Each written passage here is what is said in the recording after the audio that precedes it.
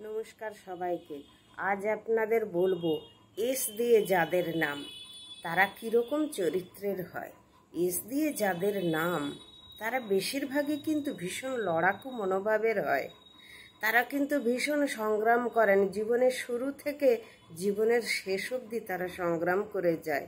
তারা অনেক মান সম্মান অর্জন করেন, প্রচুর মান সম্মান অর্জন করেন। হ্যাঁ, হয়তো অনেক বেশি অর্থ উপার্জন করতে পারেন না, কিন্তু নাম যশ প্রচুর হয় তাদের। তাদের নাম স্বর্ণাক্ষরে লেখা থাকে।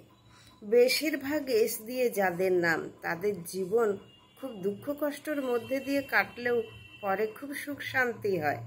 তাদের মন খুব সোজা সরল হয়, মানুষকে খুব অল্পেই বিশ্বাস করে ফেলেন, একটুতেই বিশ্বাস করে ফেলেন সবাইকে। আর ভীষণ ভালোবাসেন প্রত্যেককে, একা থাকতে পারেন না।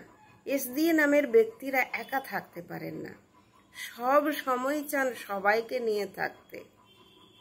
এইরকম আপনাদের চেনা জানা কেউ থাকলে আপনারা বুঝতেই পারবেন যে এস দিয়ে নামের ব্যক্তিদের নামের সাথে এই চরিত্রগুলোর অনেক মিল আছে। চট করে সবাইকে বিশ্বাস করে ফেলেন, খুব ঠকেও ফেলেন, অনেকে খুব ঠকিয়েও দেয়, কিন্তু তিনি কাউকে ঠকাতে পারেন না। তিনি সবাইকে বিশ্বাস করেন, খুব ভালোবাসেন, আর ভীষণ পরোপকারী হয় এস নামের ব্যক্তিরা। কেউ সাহায্য চাইতে এলে তিনি তাকে সাহায্য না করে কিছুতেই থাকতে পারেন না। এটা তার চরিত্রের একটা সব থেকে বড় দিক। ভীষণ পরোপকারী আর প্রচুর নাম যশ। এস দিয়ে নামের ব্যক্তিদের অনেক নাম যশ হয়, তাদের লোকে অনেক সুনাম করেন। অনেকে আছেন আড়ালে বদনাম করেন, কিন্তু বেশিরভাগ লোক সামনে সুনাম করেন।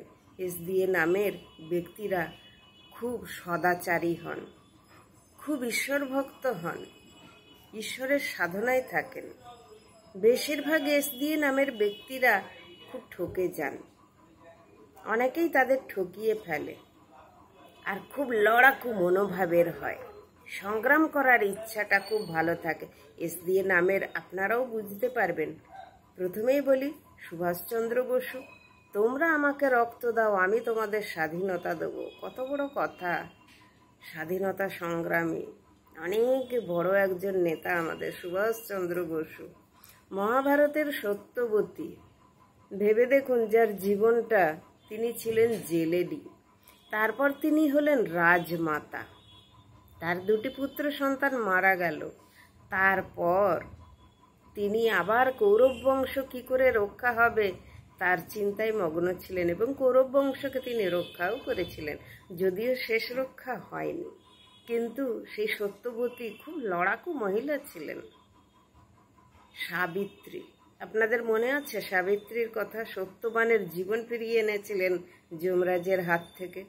তারও নাম কিন্তু এস দিয়ে সাবিত্রী। আমাদের দেশ সাবিত্রী সত্যবানের দেশ, বেহুলা লক্ষিন্দরের দেশ, আমাদের দেশ সতী নারীদের দেশ। সেই সাবিত্রী খুব লড়াকু মহিলা। তিনি শেষ অবধি চেষ্টা করেছিলেন তার স্বামীকে বাঁচিয়ে আনার, এবং বাঁচাতেও পেরেছিলেন। সেই সাবিত্রী।